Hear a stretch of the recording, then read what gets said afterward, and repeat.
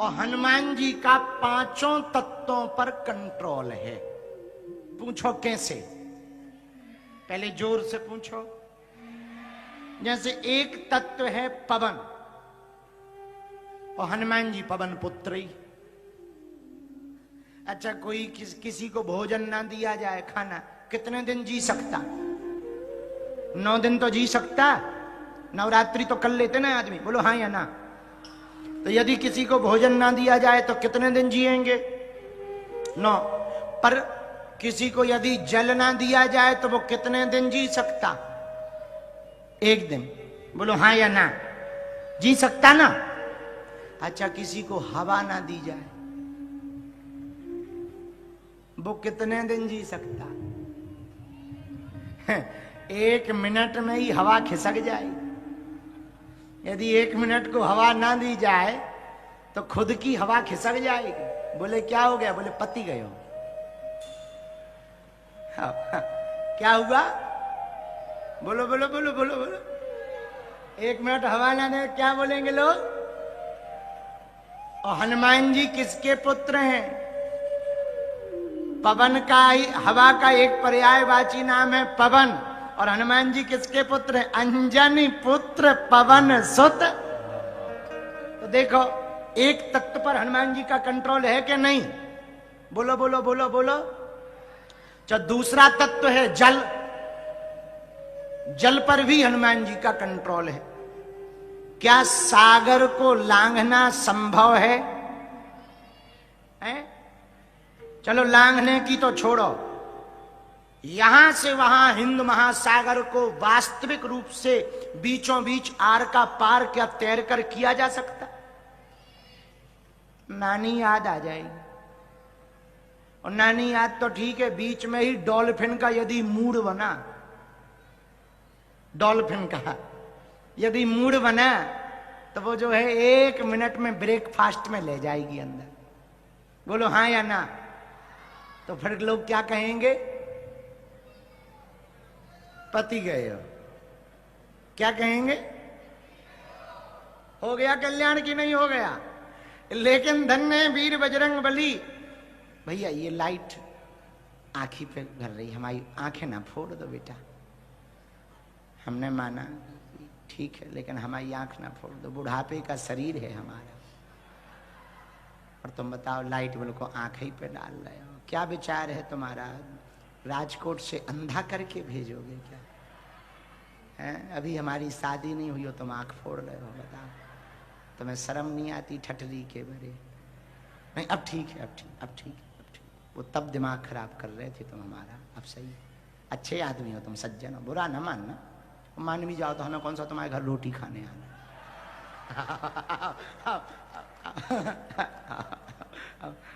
हाँ, तो पवन पर किसका बस है? हनुमान जी पर। अंजनी पुत्र पवन सुत नाम। जल तत्व पर किसका कंट्रोल है? हनुमान जी का। क्यों? जल सागर को पार बल सागर के हनुमान जी ने पार किया। जल सागर को पार हनुमान जी महाराज ने किया, बल सागर। तो 2 तत्व पर कंट्रोल हो गया। अच्छा, तीसरा तत्व कौन सा है? आकाश। तो क्या आकाश पर भी हनुमान जी का कंट्रोल है? अरे है नहीं। वर्तमान में बड़े बड़े वैज्ञानिक शोध में लगे कि सूर्य के नजदीक कैसे जाया जाए। और हमारे बजरंग बली बाल्यकाल में ही, जैसे ही हनुमान जी को भूख लगी, माता जी फल लेने गई और लाल लाल फल जान करके अंजनी के लाल ने ऐसा कमाल किया, बाल्यकाल में ही लाल लाल रवि को भख लिया, खा लिया। और जैसे ही खाया चारों तरफ अंधेरा छाया। जैसे ही खाया चारों तरफ अंधेरा छाया। अच्छा, हम एक दिन सोच रहे थे, बाहरे वीर बजरंग बली, क्या गजब का कमाल है, सूर्य भगवान को ही खा गए। विचार करो, हनुमान जी ने ना उगला होता तो आज अंधेरा ही मचा होता। विचार करो, ना उगला होता तो आज वैज्ञानिक जाने की सोचते। पर धन्य वीर बजरंग बली, बाल्यकाल में ही रवि को, सूर्य को खा गए हनुमान जी महाराज। तो आकाश पर भी, आकाश तत्व पर भी किसका कंट्रोल है? जल पर, पवन पर, आकाश पर। अच्छा, 3 हो गए। अच्छा, चौथा कौन सा तत्व है? पृथ्वी। पृथ्वी, पृथ्वी पे तो उनका कंट्रोल है ही है। अब पूछो कैसे? पूछो कैसे? जोर से पूछो। गांव में राम जी के मंदिर मिले, कृष्ण भगवान के मंदिर मिले या ना मिले, पर हमारे सरकार के मंदिर हर जगह मिल जाए। ये चाहे जहां प्रकट हो जाते। अच्छा, इनको प्रकट होने में कोई दिक्कत भी नहीं है। किसी पेड़ की खूंट निकली हो, छोटा सा पेड़ का तना निकला हो, उसमें सिंदूर लगा दो, लो हनुमान जी प्रकट हो गए। कितने सरल देवता हैं। किसी पत्थर, पहाड़, पर्वत में छोटा सा मुंह जैसा बना हो, बस उसी पे सिंदूर लगा दो, लो हनुमान जी प्रकट हो गए।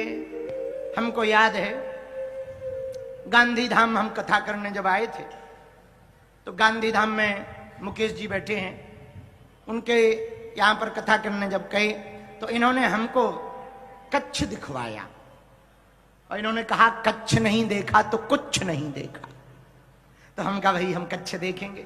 कच्छ गए, कच्छ से ही पाकिस्तान बॉर्डर पे चले गए। आर्मी के कुछ लोग जुड़े थे, जैसे आज जब बैठे थे तो आर्मी के कुछ लोग आए वहां हेडक्वार्टर से, ऐसे ही आर्मी के कुछ अधिकारी जुड़े थे। उन्होंने कहा कि आप गुजरात आई हैं, कच्छ आई ही हैं, बॉर्डर की तरफ भी आप कृपा करो। हमने कहा चलो इस बहाने पाकिस्तान को कम से कम गाली बके आएंगे।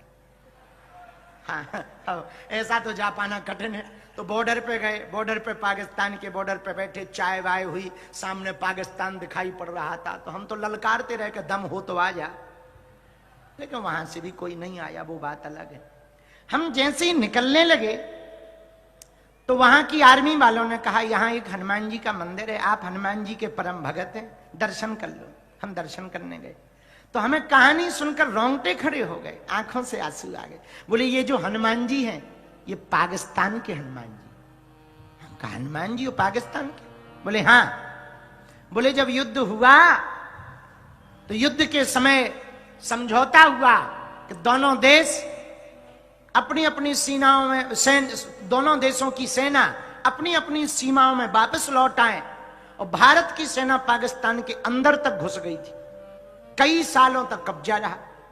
तो सेना के अधिकारियों ने हनुमान जी के वहां मंदिर बना लिया। लेकिन जब संधि हुई तो वापस जाना था, तो सेना को पीछे आना था। तो पूरी सेना की बटालियन ने अपना अपना सामान बांधा और जाने लगे। ऊंट का जमाना था। जैसे ही जाने लगे तो मंदिर के बगल से आवाज आई एक अधिकारी को, अरे अधिकारी कर्नल तुम अकेले अकेले जा रहे, हमको भी तो ले चलो। अधिकारी ने देखा ये कौन कह रहा, यहां वहां देखा कोई दिखाई नहीं पड़ रहा, पर छोटा सा मंदिर बना था, मंदिर में मूर्ति थी। तो तुरंत दूसरी आवाज आई, इधर उधर क्या देख रहे हो, हम ही बोल रहे हैं, ये सब मिलेच्छ हैं, नास्तिक हैं। यदि तुम हमें इस देश में छोड़ जाओगे, यहाँ हमारी ना पूजा होगी ना पाठ होगा, सब यहाँ गंदगी करेंगे। एक काम करो, हमको तुम भारत ले चलो। और कर्नल ने जैसे ही इतना सुना आंखों से आंसू आ गए, मूर्ति को कंधे पर रखा, फिर ऊंट पर बैठाया और भारत के बॉर्डर पर आकर के स्थापित कर दिया। आज भी पाकिस्तान बॉर्डर पर वो हनुमान जी महाराज, शायद बेड़िया बेट नाम से उन हनुमान जी का नाम है, बेड़िया बेट हनुमान जी, आज भी पाकिस्तान बॉर्डर पर हनुमान जी का वो मंदिर है। बोलता हुआ हनुमान जी वहां विराजमान है और आज भी हनुमान जी की वहां पूजा की जाती है। पागल मेरे प्रिय जनों, तो 5 तत्व में जल तत्व पार करके हनुमान जी ने कब्जे में लिया, आकाश तत्व सूर्य को खा करके कब्जे में प्रभाव जमाया, पाताल तत्व हनुमान वो वायु तत्व पवन पुत्र होने के नाते हनुमान जी महाराज ने जो है वायु तत्व को अपने कब्जे में लिया। लेकिन अब 5वां तत्व है अग्नि तत्व। अग्नि तत्व को हनुमान जी ने, जब लंका में पूंछ में आग लगाई गई तो लंका तो जल गई, हनुमान जी की पूंछ नहीं जली। अग्नि तत्व पर भी हनुमान जी ने अपना कब्जा कर लिया। ऐसे 5 तत्वों पर हनुमान जी का प्रभाव है। कितने तत्वों पर? और तत्व होते कितने? 5। और 5 तत्व पर किसका प्रभाव है? हनुमान जी का। मेरे प्रिय जनों, इस कथा का आशय है, यदि हम हनुमान जी के भगत बन जाएंगे तो 5 तत्व हम लोगों के अनुकूल हो जाएंगे, प्रतिकूल नहीं होंगे, अनुकूल हो जाएंगे। बोलो सीताराम, जोर से बोलो। तो हनुमान जी की भक्ति करने से प्रतिकूल ग्रह अनुकूल हो जाते हैं और प्रतिकूल तत्व अनुकूल हो जाते हैं। अब ग्रह प्रतिकूल हो, ग्रह तो जानते हो कितने ग्रह होते हैं? 9। उनको कहते हैं नवग्रह। क्या कहते हैं? लेकिन नवग्रह के ऊपर भी एक ग्रह होता है, उनको भगवान का अनुग्रह कहते हैं। क्या कहते हैं? बोलो बोलो बोलो। और हनुमान जी का अनुग्रह हो जाए तो नवग्रह बाल बांका करने वाले, बोलो सीताराम, जोर से बोलो। और इतने के बाद भी यदि हनुमान जी की भक्ति ना कर पाओ तो तुम्हें हनुमान जी ही बचाएं भैया, वरना जिंदगी तो एक रेलगाड़ी है। क्या है? जीवन तो एक रेलगाड़ी है। यहाँ किस स्टेशन पर स्टॉप लग जाए कोई ठिकाना। एक संत ने बड़े प्यारे भजन लिखे, कहो तो सुनाए। सुनाए? जीवन तो भैया एक रेल है। बोले कौन सी? कभी पैसेंजर कभी मेल है। जीवन तो भैया एक रेल है, कभी पैसेंजर कभी मेल है। जीवन तो भैया एक रेल है,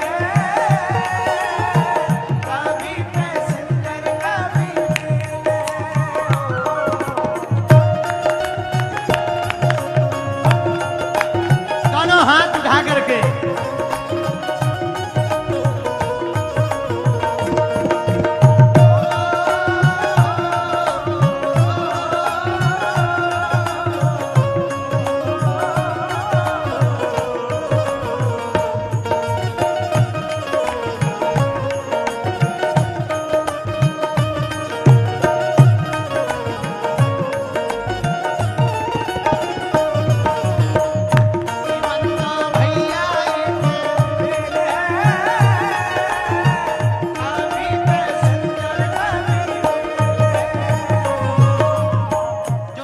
पीछे बैठे भैया, तुम्हें सुनाई दे रहा?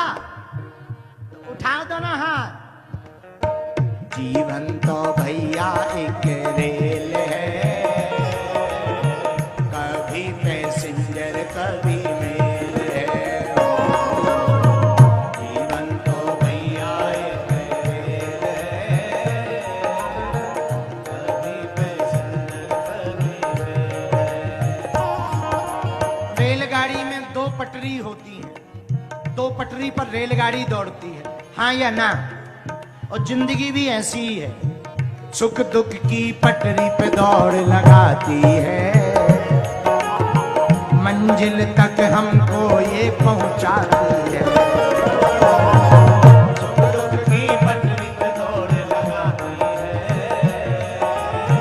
मंजिल तक हमको ये पहुंचाती है। सुख दुख की पटरी पे दौड़ लगाती है, मंजिल तक हमको ये पहुंचाती है। सुख दुख की पटरी पे दौड़ लगाती है, मंजिल तक हमको ये पहुंचाती है। रेलगाड़ी डीजल से या लाइट से चलती है, पर ये जिंदगी की रेल कैसे चलती? साधक कहता, सुनो। सांसों का जब तक इसमें तेल है, सांसों का जब तक इसमें तेल है, कभी पैसेंजर कभी मेल है। सांसों का जब तक इसमें तेल है, कभी पैसेंजर कभी मेल है। जीवन तो भैया एक रेल है,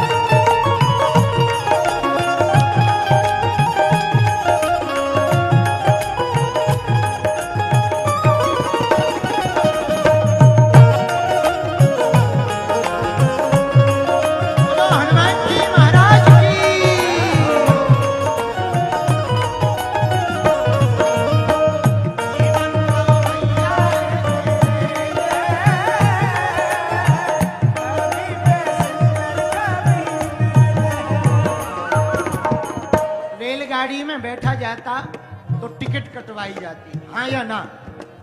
कटवाई जाती ना। इस रेलगाड़ी में, जीवन रूपी रेलगाड़ी में भी टिकट लगती है। पूछो कौन सी? अरे पूछो, इसमें पैसा नहीं लगता राजकोट के पागलों। पूछो क्या लगता? अच्छे कर्मों की टिकट कटा लेना, पूछे जब टीटी तो दिखला देना। अच्छे कर्मों की टिकट कटा लेना,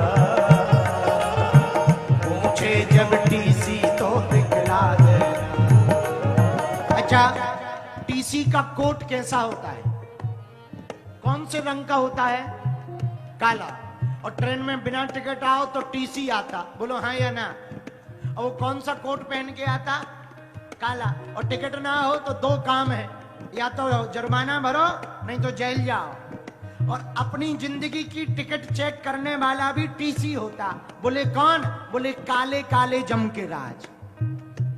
वो भी काले होते हैं, वो भी काले होते, टीसी का कोट भी काला होता। इसीलिए साधक कहता, सुनो, अच्छे कर्मों की टिकट कटा लेना, पूछे जब टीसी तो दिखला देना। अच्छे कर्मों की टिकट कटा लेना, पूछे जब टीसी तो दिखला देना। वरना बिना टिकट तो सीधी जेल है,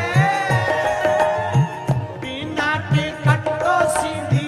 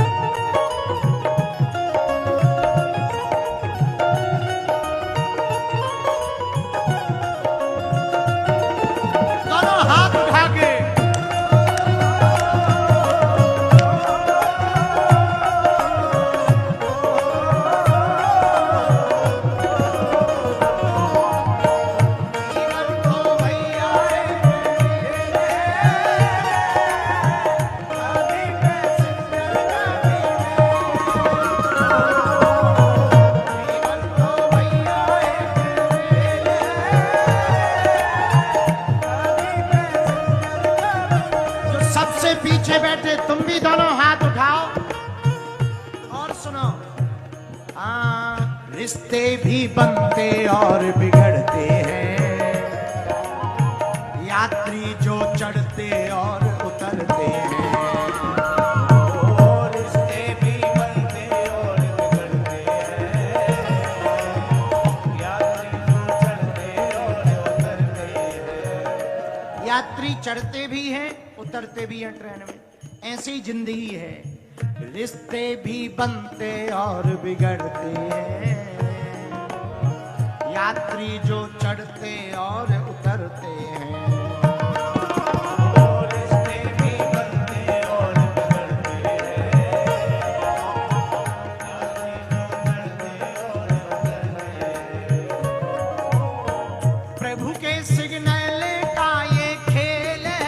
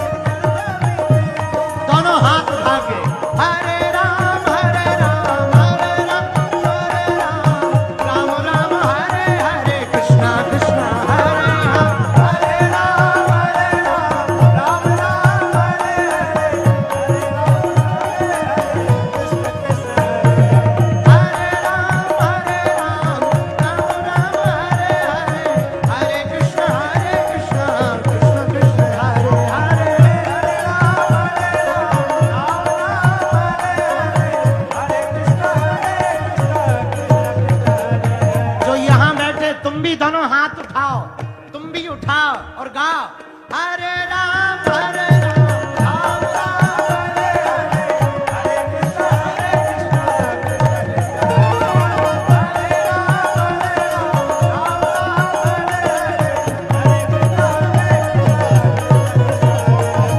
हरे राम राम हरे कृष्ण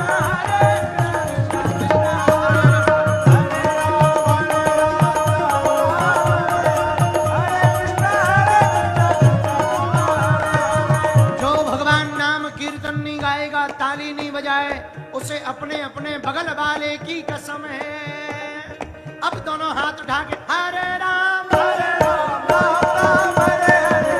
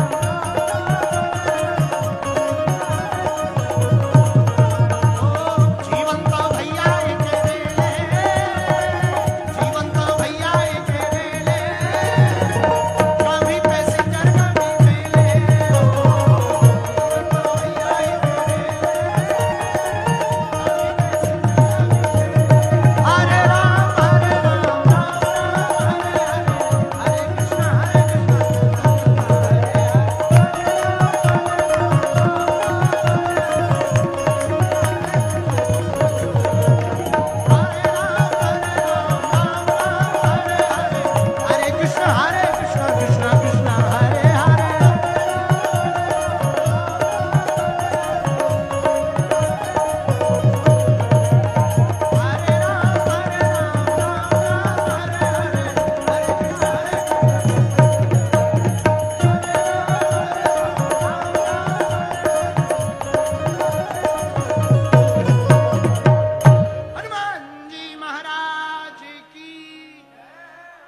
बागेश्वर धाम की, सन्यासी बाबा की, नमः पार्वती पते, हरे हरे हरे हरे, बैठ जाओ जीवन तो भैया एक रेल है। पूछो कौन सी, पूछो पूछो पूछो, कभी पैसेंजर कभी हो, जीवन तो भैया एक, कभी पैसेंजर कभी भैया, ये जीवन रेलगाड़ी की तरह है। इस जीवन में कुछ भी पक्का नहीं है, सुख होगा तो दुख भी होगा, जैसे दिन है तो रात भी है, पाप है तो पुण्य भी है, धर्म है तो अधर्म भी है भैया, उजाला है अंधेरा भी है, वैसे ही जीवन है, सुख है तो दुख भी तो होगा। पर इसमें एक बात याद रखना, सुख आए तो इतराना मत और दुख आए तो घबराना मत। आना दोनों है। आज सोचो कि हमारे जीवन में दुख ना आए, तो ऐसा हो ही नहीं सकता। जिंदगी में कोई आदमी सबको संतुष्ट नहीं कर सकता सिवाय आइसक्रीम वाले के। हाँ, एक आइसक्रीम वाला है जो सबको ठंडी ही देता है, बाकी कोई दुनिया को संतुष्ट नहीं कर सकता। तुम सोचो कि हम पड़ोसी को भी खुश कर दें, माता पिता को भी खुश कर दें, घरवाली को भी खुश रखें, समाज को भी खुश रखें, संसार को भी खुश रखें। दुनिया के चक्कर में मत पड़ो, मन चंगा। अब सब तो तुम जानते हो, तुम्हारा मन चंगा है तो सब कुछ आनंद है, और तुम्हें आनंद है तो दुनिया को आनंद है। इसलिए दुनिया को आनंद देने के पहले खुद आनंद में रहो, स्वयं आनंद में जियो, स्वयं प्रसन्नता में जियो। और तुम प्रसन्नता में जियोगे, तुम्हारे आसपास का माहौल ऐसा बनेगा, लोग तुम्हें देख करके हंसने लगेंगे। तुम्हें देखकर प्रसन्न हो जाने लगेंगे और तुम दुखी रहने लगोगे। कई लोग हमने ऐसे देखे, हमारी कथा में भी आते हैं, ऐसे मुंह लटका के बैठे रहते हैं जैसे रोज पिटते हो, भयंकर पिटते हो। हम उनसे पूछते भाई ऐसा मुंह क्यों लटकाए? महाराज जी क्या बताएं, हमारी तो ऐसी ही आदत है।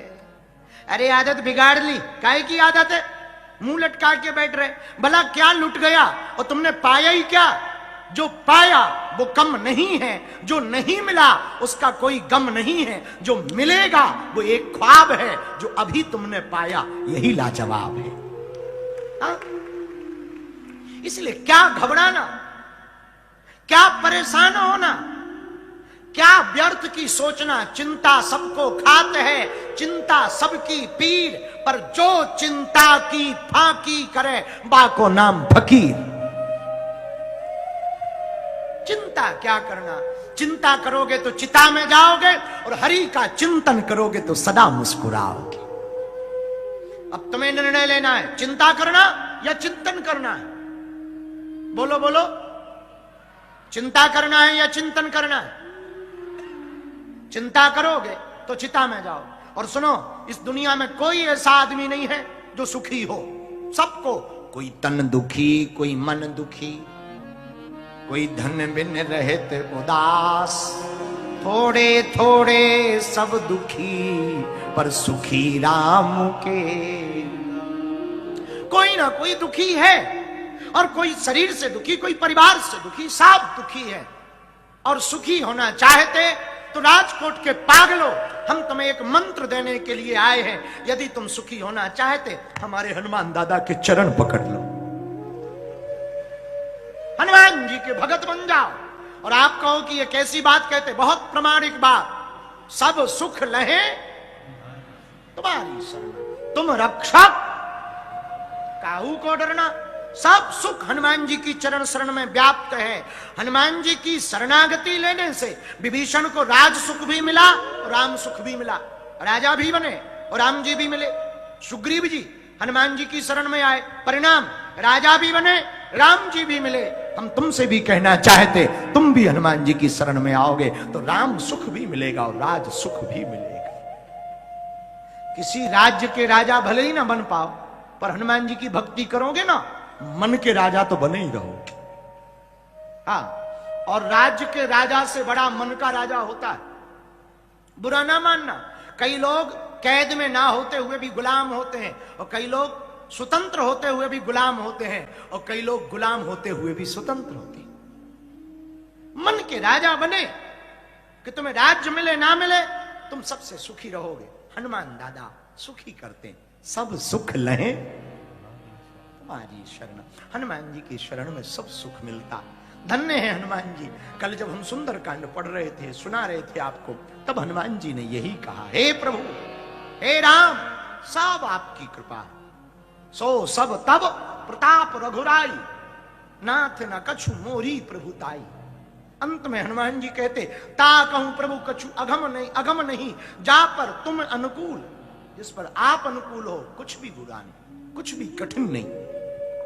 भगवान जिस पर अनुकूल होते हैं वो पार हो जाता है। भगवान जिसके प्रतिकूल होते हैं वो पार होते होते भी डूब जाते हैं। भगवान की अनुकूलता जिस पर हो जाए वो पार होना पक्का है, वो डूब नहीं सकता। पुराना कहना है, भगवान के घर देर है अंधेर, गफलत से जो डर जाए वो जेर नहीं होता, अपनी ताकत पर जो इतराए वो शेर नहीं होता। दरबार में हनुमान दादा के आकर मायूस ना हो बंदे, यहां देर तो होती है पर अंधेर नहीं होता। भगवान के यहां देर होती, अंधेर नहीं होता। हनुमान जी राम जी की शरण में बैठे। राम जी ने पूछा, जानकी मां कैसी है? हनुमान जी ने कहा, पूछो मत, जैसे उनके दिन बीत रहे हम जानते। क्या हुआ? हनुमान जी बोले, प्रभु हमने सुना आप हर युग में जन्म लेते, अवतार लेते, हर युग में आते। भगवान बोले हाँ। पर हनुमान जी बोले, प्रभु बुरा ना माने तो एक बात बताएं। बोले बताओ। बोले कई ऐसे युग हो गए जिसमें आपका अवतार ही नहीं हुआ। तो राम जी बोले ऐसा हो ही नहीं सकता। जितने युग हुए हम उतने में हमने अवतार लिया। हनुमान जी बोले प्रभु माता जानकी जी से जाके पूछो, उनका एक एक पल एक एक युग के समान बीत रहा, और इतने पल हो गए उतने ही युग हो गए, पर आपके अब तक उनको दर्शन नहीं हुए। अभी भी वो शोक में, शोक में कहां? लंका में। लंका में कहां? अशोक वाटिका में। और देखो ये रावण की लंका है, इसलिए रावण की लंका में पेड़ का नाम अशोक है, पर माता जानकी जी शोक में। और रावण का अर्थ ही यही है।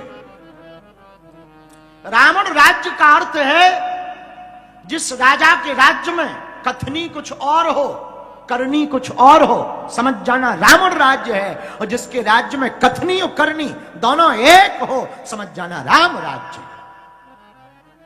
यही राम राज्य का अर्थ है कि कथनी भी और करनी भी दोनों एक। साधु का मतलब क्या? साधु वही है जिसकी कथनी भी वही हो और करनी भी वही हो।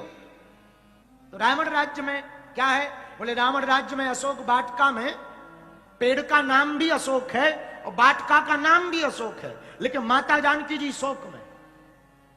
नाम अशोक है पर है शोक में। ऐसे कई लोग होते हैं उनके नाम कुछ और होते हैं और वास्तविक अर्थ। कई माता जी होती है उनका नाम शांतिबाई होता। बोले नाम क्या?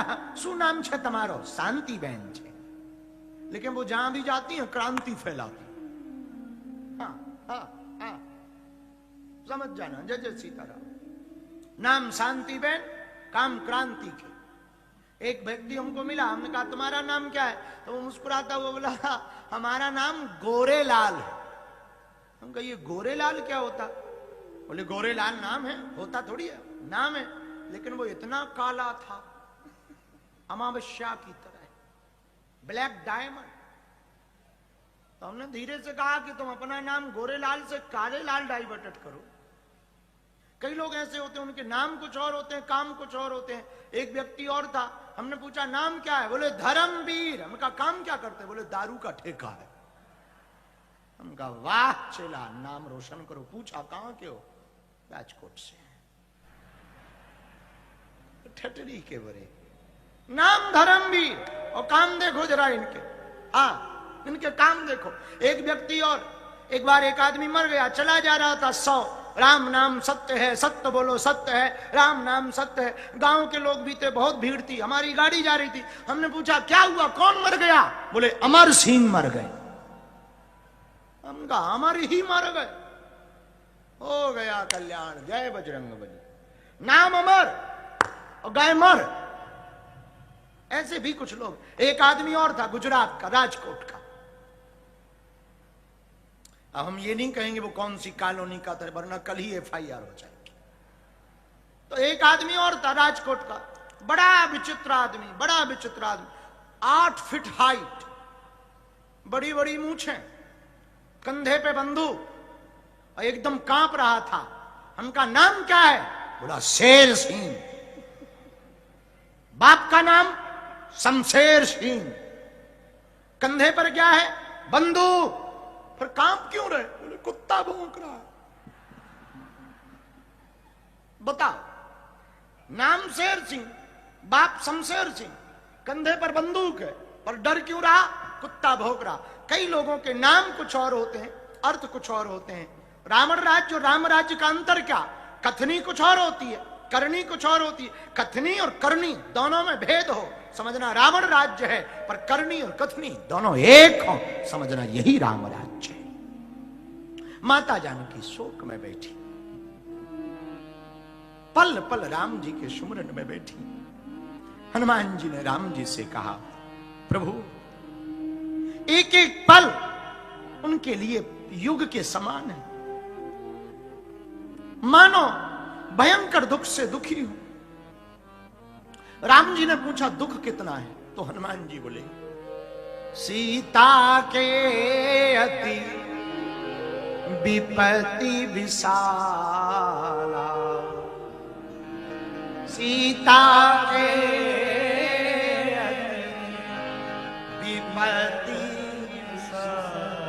बहुत विशाल दुख में है, अति विशाल दुख में। हनुमान जी ने जैसी मां जानकी जी की दुख को सुना, सुन सीता दुख प्रभु सुख आए ना, भर आए जल राजीव नैना। राम जी की भी आंखों में आंसू भर आए। इतना याद करती मां, इतना याद करती जानकी। हनुमान जी ने कहा, हां प्रभु, मां जानकी आपको बहुत सुमरन करती, बहुत सुमरन करती। और प्रभु बुरा ना मानो, माता जानकी जी ने खबर दी। बोले क्या? मास दिवस के अंदर यदि राम जी नहीं दिखेंगे तो हम अपने प्राण त्याग देंगे। अब 1 माह ना हो जाए, अब तक जितनी देर हो गई सो हो गई, अब कृपा करो और चलो। इतना सुनते ही भगवान ने वानर राज सुग्रीव की तरफ देखकर कहा, चलना तो पड़ेगा, पता चल गया, अब चलो, देर मत करो। इतना सुनते ही सुग्रीव जी ने कपिपति बेग बुलाए, आए जूथप जूथ, नाना बरन अतुल बल, बानर भालू बरू। सुग्रीव जी के कहने पर बानर भालू चारों दिशाओं से दौड़े हुए चले आए। आपका आदेश क्या है? अच्छा, यहां इस बात पर हम एक बात और कहें। राम जी न रहे पर सहायता बानर से ली। बानर का अर्थ केवल बंदर भर ही नहीं होता, बानर का एक दूसरा भी अर्थ होता है। नरानाम श्रेष्ठा नाम यति वानरम, नरों में भी जो सबसे श्रेष्ठ है वो बानर कहे जाते हैं। दूसरा अर्थ ये भी है, भगवान के पास प्रभु पद पंकज नावई सीसा, गरजई भालू महाबल कीसा। सब वानर भालू राम जी के पास आ गए, चरणों को प्रणाम करते हैं। और जैसे ही चरणों को प्रणाम करते, भगवान ने अपार वानरों की सेना को देख करके, सेना की भयंकर भीड़ को देख करके राम जी हर्षित हो गए, हर्षित हो गए, मन गदगद हो गया। यहां एक बात और, रावण को अकेले राम जी मार सकते, पर सेना की आवश्यकता क्यों? भगवान का एक स्वभाव है। बोले क्या? बोले भगवान केवल उपकार अपने ऊपर नहीं लेना चाहते। भगवान की आदत है, जब उन्हें भक्त का मान बढ़ाना होता है तब वो कोई ना कोई लीला भक्त के हाथों से करवाते हैं। सब भगवान कर सकते हैं। सबई नचावत राम गुसाई, बंधो कीट मरकट की नाई, हुई यही सुई जो राम रच राखा, को करी तर्क बढ़ावे शाखा। सब भगवान के हाथ में है, भगवान के अलावा कुछ भी नहीं। भाई विचार करो, जिसने पृथ्वी बनाई वो पृथ्वी मिटा भी सकता है। ठीक ऐसे समझो उदाहरण में कि आप अपनी बहन जी, छोटी बच्ची हो, छोटी बहन हो आपकी, 5-6 साल की आयु हो, और उसको एक गिफ्ट ला करके मिठाई का डब्बा दो, लो सबको बांट देना। पर आपकी बहन जी छोटी है, चंचल है, थोड़ा जिद्दैल है, गुस्सैल है, उसने डब्बा लिया, अकेले अकेले खाने लगी, बीमार पड़ जाएगी। अब नहीं मान रही बात तो क्या किया जाता है? जबरदस्ती पकड़ के छुड़ा के 2 चांटा मार दिए जाते। लो भाई, जिसने दिया वो छुड़ा भी तो सकता, बोलो हाँ या ना, बोलो। जिसने दिया है वो वापस ले भी सकता। वैसे ही रावण को बल किसने दिया? बोले रावण को बल भगवान ने दिया। तो भगवान चाहते तो भगवान छुड़ा भी लेते, पर बोले छुड़ाया क्यों नहीं? राम जी ने सोचा छुड़ाने से कोई फायदा नहीं है, लोग कहेंगे डरपोक हैं, भाग गए, इसलिए बल को छुड़ा लिया, बेफिजूली का आरोप लगाएंगे। इसलिए भगवान अपने भक्तों की महिमा का मंडन करने के लिए बानर भालू बरूत पूरी सेना को लेकर के लंका की तरफ चल रहे, सब सेना। अच्छा, इसका दूसरा कारण यह भी है, भगवान को पता था कि बंदरों को ले जाने में ही फायदा है। हंसी की बात है। बोले क्यों? बोले यदि मनुष्यों को ले जाते, कहीं यदि रावण ऑफर दे देता कि सबको एक एक गोल्डन हाउस दिया जाएगा, हाँ हाँ, तो मनुष्य तुरंत विचलित हो जाते। वो कहते भाड़ में गया, वहां पर कृषि फार्म हाउस के मालिक नहीं है, यहां गोल्डन हाउस के मालिक तो हो जाएंगे। तुरंत पार्टी बदल लेते। जब कुछ रुपयों में लोग पार्टी बदल के दूसरे दल में आ सकते हैं, तो मनुष्य भी उस दल में जा सकते थे। ऐसा शायद किसी संत का भाव है। बोले इसलिए भगवान नर को नहीं ले गए। बोले किसको ले गए? बोलो बोलो बोलो, बानर को ले गए। बोले बानर को क्यों ले गए? बोले बानरों को सोना से कोई लेना देना नहीं, चाहे सोना हो चाहे मिट्टी से कोई लेना देना नहीं, इसलिए भगवान बानरों को ले गए। अब भगवान के सामने सब बानर भालू आए, प्रभु पद पंकज नाभे सीसा सीसा गरजय भालू महाबल कीसा, देखी राम सकल कपि सेना, चितय कृपा करी राजीव जैना, राजीव नैना राम कृपा बल पाय कपिंदा, भये पच्छुत मनहु गिरिंदा। भगवान के सामने पूरी सेना आई, सेना अपने आप में बलवान है और सेना होती ही बलवान, लेकिन राम जी की कृपा दृष्टि के प्रभाव से भगवान की नजर जिस जिस सेना पर पड़ गई, जिनका बल आधा था उनका बल 4 गुना बढ़ गया। है? बोले क्यों बढ़ गया? बोले बल तो था, महाबली श्री रामदूत हनुमान जी महाराज, और रामदूत है हनुमान जी महाराज और हनुमान जी के स्वामी राम जी। अतुलित बल अतुलित प्रभुताई, मैं मति मंद जान नहीं पाई। राम जी के पास भी कितना बल है? बोले अतुलित बल। और राम जी के दूत के पास कितना बल है? राम दूत अतुलित बल धामा, अतुलित बल धामम है मुसैलाभिदेहम। तो जब राम दूत के पास अतुलित बल है तो राम जी के पास भी तो अतुलनीय बल होगा। है? तो अतुलनीय बल के धाम प्रभु श्री राम गुण निधान, श्री रघुनंदन राम मर्यादा पुरुषोत्तम प्रभु श्री राम ने सकल सेना को जैसे ही देखा, बानर भालू आदि को देखा, तो जो बल कम था वो बल सेना का भी बढ़ गया। बोलो सीताराम। जोर से बोलो और जोर से बोलो। इसका भी अर्थ सुनो। इसका मतलब ये नहीं है कि सब मोटे ताजे हो गए, ना ना ना, अपितु इसका अर्थ ये है, कई बार जब लोग लड़ने जाते हैं तो लड़ते लड़ते सामने वाला कोई फायरिंग कर दे तो डर जाते, पर पीछे से कोई मालिक आ जाए या पार्टी का मुखिया आ जाए, अध्यक्ष आ जाए और वो कह दे मारो, हम बैठे पीछे से, तो दम बढ़ जाती है। तो जो भागने लगते हैं वो फिर दे पत्थर, बंदूक नहीं तो पत्थर से ही काम चलाते हैं, उनका बल बढ़ जाता है?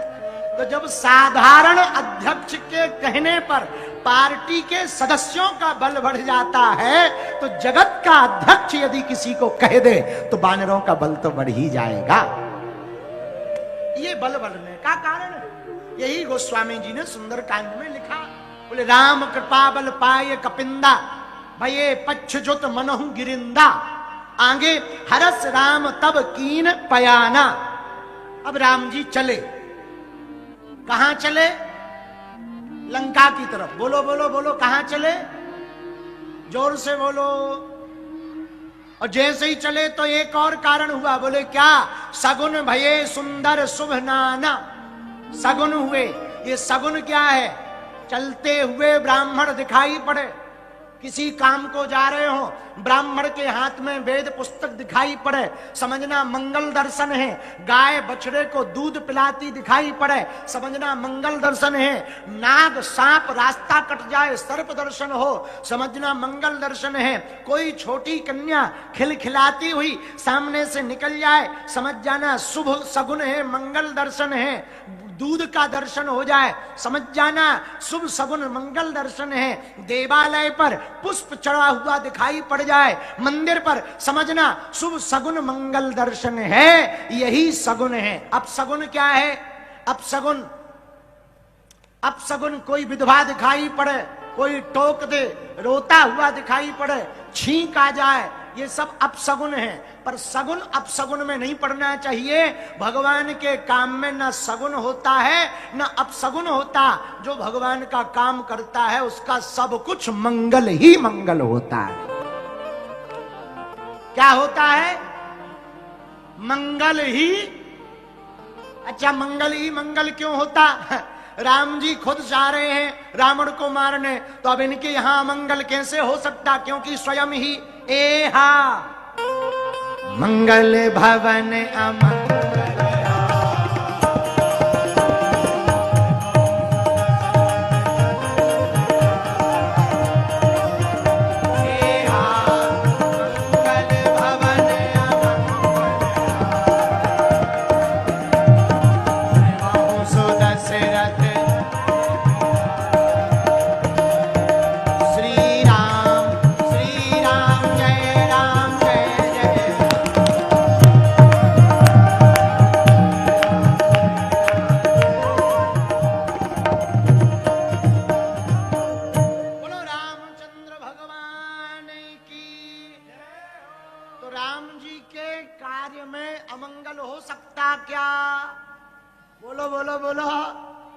क्यों नहीं हो सकता? मंगल भवन अमंगल हारी, द्रिबहु सो अजर। जो स्वयं मंगल भवन हो उनके यहां अमंगल नहीं हो सकता। कल्याणानाम निधानम कलिमल मथनम पावनम पावनानाम। राम जी स्वयं मंगल। दूसरा बात सुनो, राम जी तो मंगल है ही है। राम जी के दूत कौन है? राम जी के दूत कौन है? अरे बोलते जाओ। हनुमान जी, बोलो हां या ना। तो राम जी हैं मंगल भवन अमंगलहारी, और हनुमान जी क्या है? मंगल मूर्ति मारुति सकल अमंगल।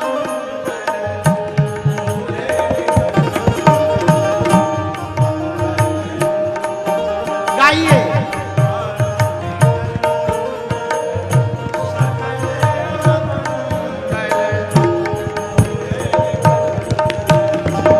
सीताराम सीताराम सीताराम कहिए, चाहि विधि राखे राम, चाहि विधि राखे।